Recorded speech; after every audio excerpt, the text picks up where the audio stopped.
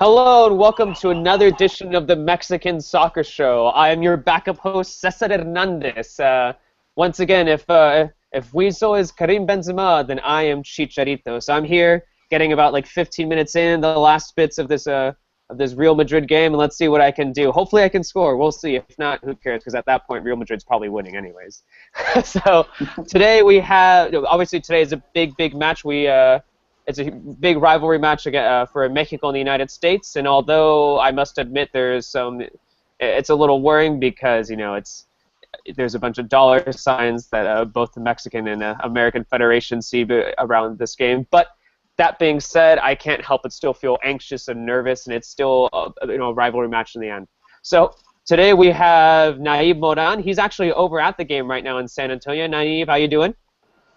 I'm doing good, Cesar. And Jason, it's good to be here. It's getting a little bit loud, as you can see. The banda just came in a while ago. The Alamo has a good press box because it's kind of half enclosed and the other half is open, so you can hear what's going on in the crowd. It's really exciting. At the moment, it's building up. We already know the lineup for Piojo, and I think Klinsmann just barely came out, so we'll see how that lineup looks. Excellent. Yeah, I'm still trying to figure out I know Jason and I were talking about it earlier. We're still trying to figure out the lineup for the U.S. men's national team. So I guess we'll discuss that in a little bit. So we'll go over to Jason Marquitz. Jason, how are you doing? How are you feeling about this game? These games always add a little confusion and strife for me, but I'm excited for it in a weird way. I don't like games where I can't really figure out what I want to happen, and I'm just kind of watching it awkwardly. But I mean, overall, I'm excited to a lot of things. I'm interested to see what will happen. So a lot of interest, but anxiousness in the same way. Nice. I wrote an article about it. Just there's definitely a lot of confusion for me sometimes about just like my own Mexican American identity. But in the end, obviously, I think I can't help but root for all three, no matter what situation. All right, so really quickly, ask these guys beforehand a few questions regarding today's upcoming game. So we'll go over first to Jason.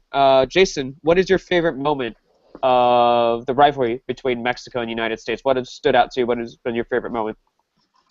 I guess for me was more like a personal note when I went to the U.S.-Mexico World Cup qualifier in the Azteca during the Chepo qualification period. Not a favorite game, I'm so sorry, per se. what's that? Yeah, kind of a rough game to watch, but it was just an interesting situation, just being there, living in Mexico at the time, and I had gotten there a couple times for Mexico matches at the Azteca, but seeing U.S.-Mexico there was something pretty special, and a lot of the awkward situations that went down in the stadium that day it made for a really interesting night, and one I'll never forget for sure. Wait, so when you showed up, did you show up as a U.S. fan, as a Mexico fan, or were you just kind of neutral, just to avoid any kind of situation out there in the Azteca?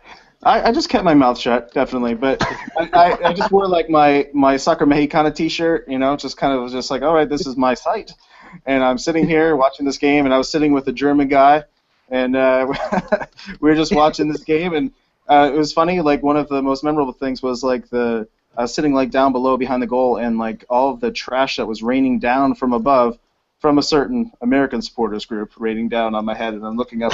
Okay, awesome. That's definitely something I'll need to eventually do. I've been down to Mexico before, but I've never been to a game at the Estadio Azteca. So that sounds amazing. So we're gonna go over to Naib. Naib, what has been your favorite moment of this rivalry? I think there's many. I can kind of pick hand out of. I really enjoyed the game that was, I think it was with Aguirre in 2009 or 2010 before the World Cup. I don't remember the exact date, but it was 5-0.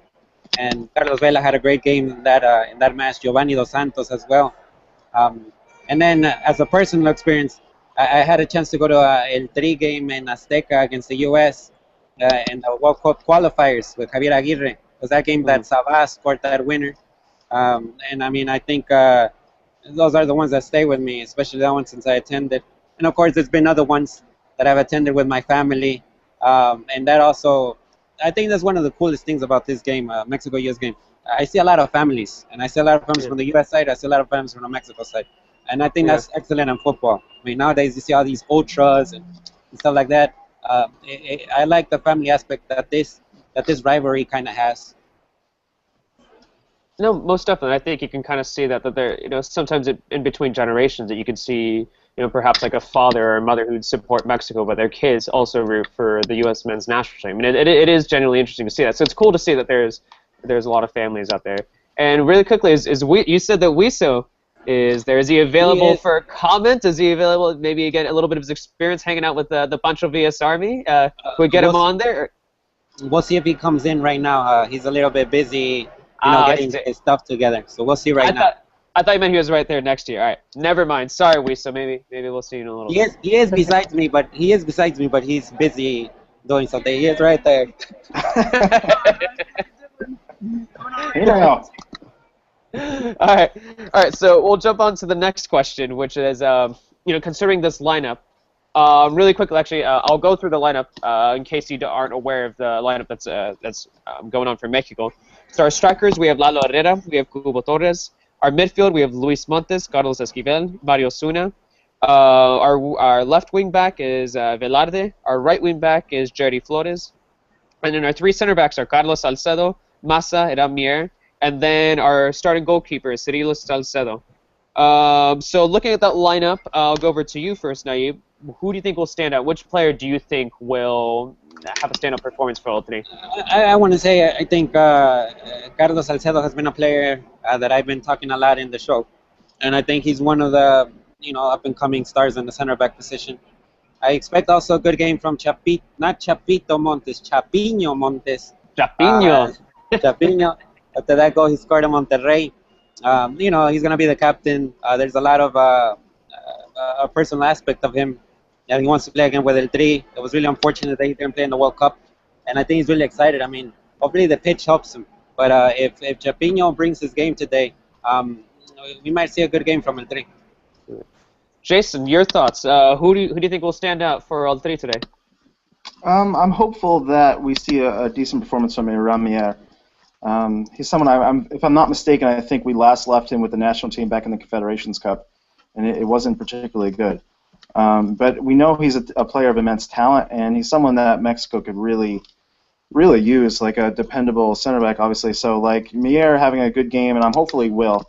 And if he does, that'd be really big. So, Mier, fingers crossed. That's definitely a good point about Mier, how, especially right now when the national team does need some options in defense. There's nothing wrong with trying to find some new options right now. And he did seem to be kind of like a promising player a while back. So hopefully he can kind of, convince us once again that he could be an option for All-3 in defense. So that's a good point. That'll be an interesting player to watch. All right, so now I'm going to go over to who will fail. Who do you think will not have a good game? Who do you think is just, maybe they're going to fail this audition? Because to me, this seems, with the experimental squad that Piojo is having today, for a lot of these players, this is their last audition before the summer. So which player do you think will fail the audition today? We'll go over to Naib. What are your thoughts? Who do you think will not have a good game? Yeah, before talking a little bit about the ones that could have a bad game, I mean, it's interesting to see how Cubo and Lalo Herrera do as forwards as well. I think that's going to be it's one of the things in Mexico is that we tend to say, well, there's not that many forwards that are nailing it in the national team, so it will be an important game for them. For players that I have question marks around, Efraín Velarde and Esquivel. I don't know how good those players can be for the team, but they can surprise me. Yes, Cesar, what were you going to say? I was just going to say really quickly, one thing that I think about Cubo too is that I think he's going to have a standout game. I think, talking about that partnership, I think he's dealt with a few of these MLS players, so I think he's going to be comfortable in this kind of situation. So I think it will be interesting to see. Yeah. Jason? My concern with those two, with the Cubo-Lalo matchup up top, is that I kind of see these guys in kind of a similar kind of attributes, and they're kind of end-line kind of guys, poacher guys. So really dependent upon the midfield sitting behind them, which is kind of leading into the next point. My main area of concern is that midfield, just because there's some question marks there. Even Montes, who's still on the mend. I wouldn't say he's fully back to 100% yet. And then you're matching with two guys who are relatively inexperienced in this. The L3 midfield, so you have three guys thrown together who have no experience playing with one another. It's a big question mark. What is the supply? What's that midfield organization going to look like at all, really? And what's it going to look like going forward? We don't really know how much we're going to get out of those wingbacks, although it seems like we never do recently. So, what is that? What is the supply going to look like going forward? I think would be a concern. And defensively, I'm a little concerned too about how it's going to set up and what it's going to look like. So, Esquivel, like Naib mentioned, I don't know. I think it's tough when you have all of these guys who are like an experiment at the same time. So you just have just one point just to follow with Jason. I mean, maybe Chaka instead of Esquivel. I mean, Chaka is a player that he plays as a right wing back in Chiapas, but I think he has a lot of potential up forward, kind of like Dueñas. Yeah. A similar type of player. That's exactly what I was thinking, because I was taking a look at the roster earlier today, and we only have one sub right now in the midfield, which is Rios. But he's a defensive kind of midfield player. And with George Corral, also being a right wing back, I think it'd be really, really strange that Piojo would have 3 different options of right wing back for the. So I think that Xhaka, he's going to go in as a right mid, because he does actually push up, and he has actually played a little bit as a right midfielder, during this season. So I think. I think if there's maybe a surprise thing, I think we can see him in midfield today. Like I said, because the only option right now we have on the bench for midfield is Rios, and I would not want to see him as an attacking mid player today. I think if we're going to bring him in as a defensive mid, and maybe he could work well with Carlos Esquivel a little bit, with that little bit of that Toluca connection they got going on. Right. Yeah. All right. So. Yeah, I guess so. We went through our favorite moments, who's going to stand and who's going to fail. So really quickly, guys, what are your predictions? Jason, we'll go over to you first. Jason, what's your prediction for today? As I mentioned, I'm really concerned about the midfield. Obviously, the end result isn't the big deal for Mexico. It's about seeing what these players put out there. So, but I'm a little worried about what they're going to do. Looking at the U.S. midfield, where it is a really experienced midfield, coming out with like Bradley and Beckerman and Diskerud, sending those guys out there who have a lot of experience with the team. These are all World Cup guys, have a lot of experience playing with one another. So I could see a 1-0 to the U.S. I think I'm not sure if Mexico are going to find the net. It's something like a free kick goal. I could see Mexico giving up. Unfortunately, I think that's kind of the way I see it. I don't like hearing this. Sorry, man. Sorry to be the the big dip down here, but have a realistic perspective. All right, Naib, what are your predictions? Are you also going for a slight kind of 1-0 victory for the U.S. or what are your thoughts? What are you thinking? I've been when I wrote the preview a week ago on this game, I talked a lot about the style of Piojo Herrera and how the players, by some magical way, they kind of change their game when they're in El Tri as of late. I think there's that transformation that the player has. There's a lot of camaraderie in the national team right now. Everything's like a big happy family. I think that could help El Tri. Today if Chapiño Montes has a good game, if Esquivel surprises me, or if Chaka comes in the second half and does something special, I do see El Tri maybe getting a 1-0, 2-1 win today. Yeah. If that style prevails. Now, what I've seen a lot from the U.S. men's national team as of late is a lot of experimenting, and I think today is a good game for Klinsmann to actually go all out and have a style that actually has worked for him in the past, and by the players. It's going to be a big challenge. It's going to be a big challenge, but it's a challenge that Piojo Herrera and his players really like. No, that's a good point. I think it'll be fascinating to see how it plays out, because maybe. I don't know, it would work great for Klinsmann, because I feel like he's gotten a little bit of criticism recently, and I haven't got a chance to see the starting lineup, but if he really goes a little bit less experimental and maybe starts a better lineup today, and then it'll be interesting to, people would probably, U.S. men's national fans will obviously love it if today were the time that he would pull off a good result. So it'd be interesting to see that. Personally, I feel like I'm embellishing a little bit. I'm going for a 3-2 victory for Mexico. I think it's going to be scrappy. I think it's going to be crazy. I think I think a little bit of the rivalry is going to, show its, how effective it could be for a certain amount of these players. I think because both squads have experimental teams, I think that all these players are going to, try to show that they deserve a spot on this squad. So I'm shooting for a 3-2. I think it's gonna be crazy. I don't know about you right now, guys. Weasel is going to come in too and then express his opinions about the game and also his Yeah. score. All right, Weasel, come on in. Hey The guys. handoff. Hey. You know, I made the comparison. I said that last time I said that if you were Kameni, that I was Ochoa. Now this time I'm saying that you're Benzema, and that I'm Chicharito. So how you doing, Karim Benzema? How you doing? Hey Cesar. Hey everyone, Mexican Soccer Show. Hey Jason, and having a little trouble with the internet. And sorry, the Cielito Lindo came on, so hopefully you guys can still hear me. But great atmosphere already. I got a chance to ride with the Pancho Villas crew. Yeah, tell us about that. I'm genuinely interested. How was it like hanging out with Pancho Villas? It was crazy. They put together a great show there. We were at Margaritas, which is a really nice Mexican restaurant in downtown San Antonio. And then I got a chance to ride with him in the double-decker bus, and it was definitely an experience. We're all out loud. I mean, the speakers are blaring Cielito Lindo, Mexican music, and it was a lot of fun with Pancho Villas. Just a lot of, obviously, you could see the mix.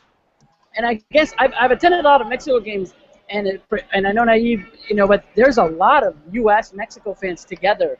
You see a lot of U.S. Mexico friends, that you didn't see before. I didn't see it before, but it looked like everyone that had a U.S. had a Mexico jersey with them next to them. So that's something that I've noticed. But as far as the atmosphere, amazing atmosphere right now. Like every Mexico game, I'm looking at the Alamodome. It's kind of weird being inside this kind of room, giant hangar, the way that I like to. But it's definitely an atmosphere. Yeah. But I'm glad that you guys were able to get the Mexican Soccer Show. Thank you, Cesar. Oh, dude, of course, really, yeah. Really quick. What's your prediction, Lisa? Yeah, that's what I was gonna say. Really quick. You know what? I've been talking to a lot of the U.S. journalists, Ivis and some of the ESPN guys, and everyone's very confident that the U.S. is going to win. That they're looking at that. Yeah, I mean, there might be a bias because I'm saying Mexico is going to win, but True, right? And even talking to some of them, the Mexican journalists, they're saying that it's going to be tough. But USA, I think, coming in very confident. That's the way that I came in. In the last 2 days, just looking at the lineup, Piojo is working a lot of defense with in the practices. So I'm thinking, and I think it's going to be. I don't think there's going to be any goals scored. I'm going with like a 0-0. I don't see anybody in the lineup. Oh man, I'm not like I've been preparing for weeks for this. I've been excited, and everyone's like, "Yeah, it'll be 1-0. We'll see. 0-0 if we're lucky." I don't see anybody in the. I don't see anybody in either side other than maybe Cubo Torres really getting shots. Chape, there you go. And you know what? I did say if there's gonna be a goal, it's gonna be like a midfield or off a corner with a defender. I just don't see any of the forwards. Chapinho free kick. Chapinho free kick. Guy right here. Yeah. I was going to say it with like Lalo Herrera in the back of the head, and it goes in. We win 1-0. Well, one thing I will stress is the fact that it's going to be a very unpredictable match. Like if all of a sudden Mexico wins 3-0, we're like, hey, well, Piojo's doing a great job, and the U.S. has had horrible, 11 games. If the U.S. wins, then, Mexico, you know what, it's an experimental lineup. So I think it's very, very, very hard to predict. Usually you're coming in confident, but I'm thinking it is the U.S., number one, and who knows, remember what happened in last year in Phoenix? It was 2-2, right? The first half, the U.S. totally dominated, and then everyone. So it'd be interesting to see what happens today. Be careful with the pitch. They're watering it right now. If you saw some of the videos that I posted, I mean, it is like rock hard. I could just imagine someone sliding or falling down. If you remember, if somebody goes up for a header and gets pushed in the back, falling down, it's not going to be a soft surface. It's going to be a concrete surface with about an inch of grass. And I even got exclusive into the field before anybody else because we went the wrong way into the Alamodome. But we were already on the field. Exclusive. I like that. Accidental exclusive. But definitely a lot of fun. Your prediction, and I don't know if I already got to hear it, but Cesar, what are you saying? I know you're saying a win. I was shooting for an 11. A lot of goals. Actually, 11 to 10. I'm changing it now to an 11 to 10. I think. Like a 3-2. Doubling down. He's doubling down on his goals. Nice. No, I'm going for 3-2. I think it's going to get a little hectic. I think the experimental squads are going to go out there. They're going to push. a lot of players pushing for for an opportunity for not only the Gold Cup for Mexico, it's going to be Gold Cup Copa America. For a few of these men's national team players from the U.S., they're going to be shooting for a spot in the Gold Cup. So I think it's going to get chaotic and hectic out there. A 3-2 match, that's what I'm saying. It could happen. You can see it. Okay, you know what? In Mexico winning, or even the other way around. We'll see. One thing that I have to say, the rivalry, I don't think it's as strong in the players. I don't see them like this heated rivalry back in the early 2000s. I don't see that at all. If one of the other team wins, I don't think it's that big of a deal. It is for the rivalry, but at least for the coaches, they stress, hey, you know what? Preparation for Copa America, Copa Oro. We'll see how it goes. But it's going to be an interesting game, and I think, who are the players that are going to come out of it? Who's really going to excel? And I think these guys are going to go 100% as much as they can to make sure they're in the Copa America or Copa Oro squad. Yeah, no, interesting. Well, thank you, Wiso. Thank you for dropping by for a little bit. I know you're trying to get into the stadium, so I'm glad you're able to find a way in, and that you're here. You made it on time, because there have been a few times that I've been able, that I worried that just I even just showing up like an hour before the game, that I still feel like it's a little worrying that I may not be able to make it to the game on time. So thank you so much for stopping by. Like I said, I'm glad you made it on time. But not a problem. Keep on watching, guys, and we'll have fun on the next Mexican Soccer Show. And Cesar and Vincent and Naive. I'm gonna try to get my computer. Something going on with the internet here. So definitely keep following us, and I'll give it back to Naive and you guys. All right, cool. Thanks, Wiso.